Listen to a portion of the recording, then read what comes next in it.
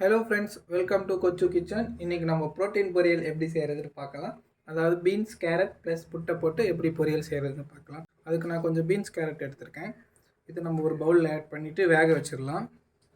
தண்ணி கொஞ்சமாக எடுத்துக்கோங்க, ரொம்ப வேண்டாம். நான் ஒரு அரை ஸ்பூன் உப்பு எடுத்திருக்கேன். இதை ஆட் பண்ணிவிட்டு இப்போ பீன்ஸ் கேரட் வந்து முக்கால் அளவு வெந்தால் போதும், ரொம்ப வேக வேண்டாம். இது நம்ம வந்து அடுப்பில் வச்சு வேக வச்சிடலாம். காய் வேகட்டும்.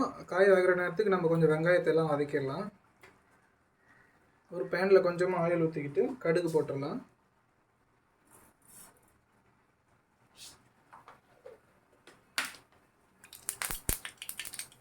கடுகு பொட்டினதுமே நம்ம வெங்காயம், அதுக்கு ஒரு வெங்காயம் ஒரு பச்சை மிளகாய் எடுத்துருக்கேன், அது போட்டுக்கலாம். நம்ம வெங்காயத்தை நல்லா வதக்கிடலாம். நல்லா செவக்க வதக்கி எடுப்போம்.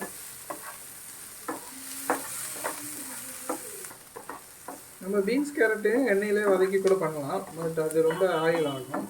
அதனால் நம்ம இப்படி பண்ணலாம். அதை வேக வச்சு எடுத்துக்கலாம் பீன்ஸ் கேரட்டை. ஓகே ஃப்ரெண்ட்ஸ், வெங்காயம் நல்லா வதங்கிடுச்சு. இப்போ நம்ம வந்து வேக வச்சுருக்க கேரட் பீன்ஸ் ஆட் பண்ணிடலாம்.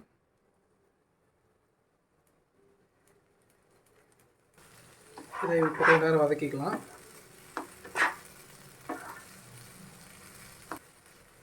இது ஒரு 5 மினிட்ஸ் போல் வதக்கினா போதும். ஏன்னா ஆல்ரெடி நம்ம வேக வச்சு தான் எடுத்துருக்கோம், அதனால் சும்மா பச்சை வாசனை போகணும், அதுக்காக வதக்கணும். 5 நிமிஷம் போல் நல்லா வதக்கியாச்சு. இப்போ இதில் நம்ம வந்து முட்டை ஆட் பண்ணிடலாம்.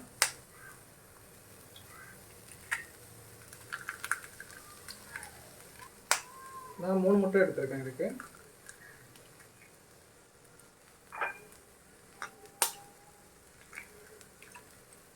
நம்ம ஆல்ரெடி காய் வேக வைக்கும் போது உப்பு போட்டாச்சு, அதனால் இப்போ முட்டைக்கு மட்டும் கொஞ்சமாக உப்பு போட்டால் போதும்.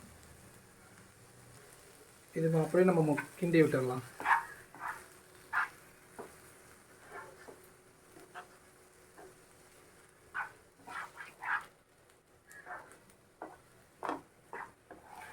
நல்லா மிக்ஸ் பண்ணுங்கள், அப்போ தான் உப்பு எல்லாம் எல்லா இடத்துக்கும் ஈவனாக போகும். இப்போ முட்டை எல்லாம் வெந்து நல்லா சூப்பராக வந்திருக்கு. இதை நம்ம இப்போ இறக்கி வச்சிடலாம்.